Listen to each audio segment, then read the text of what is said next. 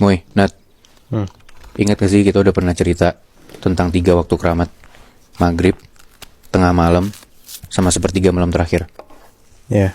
Mungkin lo ngerasa kalau maghrib tuh gak seserem dan gak segelap 2 waktu lainnya, karena ya biasanya masih banyak orang yang berlalu lalang di waktu itu.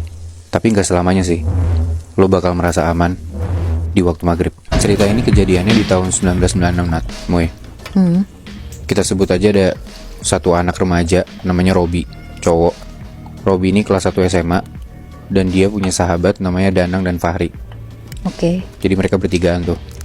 Iya, di tahun 1996 mana ada anak SMA yang punya HP, ya gak sih? Iya. Jadi ya di waktu itu Robi, Danang dan Fahri itu punya satu hobi yang sama, itu sepedaan. Anyway, Robi sama teman-teman ini rumahnya deket-deketan ya. Dan mereka tinggal di daerah Jakarta Selatan. Jadi kalau lo bayangin dari rumahnya Robi, kalau dia mau ke rumahnya Danang dan Fahri, itu kayak ngelewatin tanjakan gitu, Nat, Moy. Dan di samping tanjakan itu ada pekuburan umum. Ini kejadiannya di hari Sabtu. Kayak yang tadi gue bilang, mereka bertiga tuh hobinya sepedaan. Dan mereka suka sepedaan siang menjelang sore gitu. Dan di hari itu Robi nyamper teman-temannya. Dia izin sama nyokapnya mau sepedaan. Tapi nyokapnya bilang, baliknya jangan kemalaman. Kalau bisa sebelum maghrib tuh udah di rumah.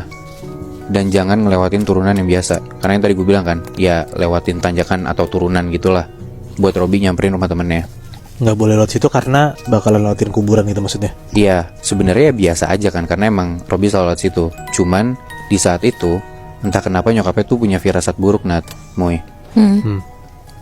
Terus Robi dengan santainya bilang, ya udah gede sih mah, kenapa sih, biarin aja, aku juga gak takut.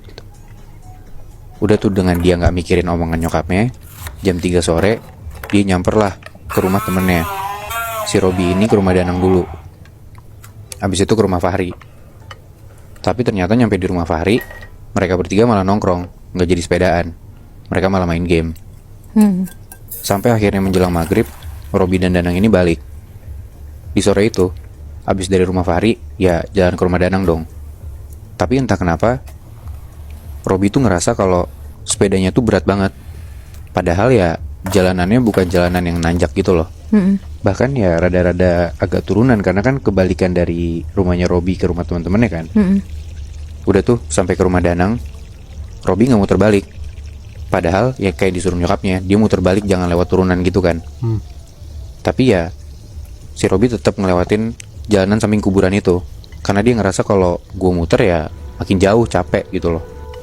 Dengan kondisi udah mau maghrib, udah ada kayak salawatan-salawatan gitu sebelum maghrib. Tiba-tiba pas hampir sampai di kuburan, rantai sepeda Robi tuh putus. Dia turun dari sepeda, dia cek apa yang terjadi sama rantainya dia.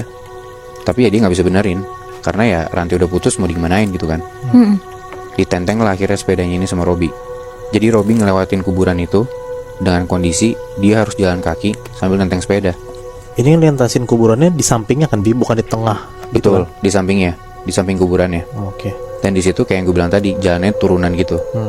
Hari udah mulai gelap, dan entah kenapa kok Robi ngerasa kalau jalanan tuh sepi banget. Padahal biasanya ada aja orang yang lewat di waktu mau menjelang maghrib itu. Gue deskripsiin sedikit kuburannya ya, Nat, Moy. Iya. Jadi pekuburan umum ini tuh sebenarnya nggak terlalu gede, tapi di tengah pekuburan itu kayak ada satu batu besar yang bisa didudukin sama orang. Pas Robi jalan di samping pekuburan itu, entah kenapa Robi tuh nengok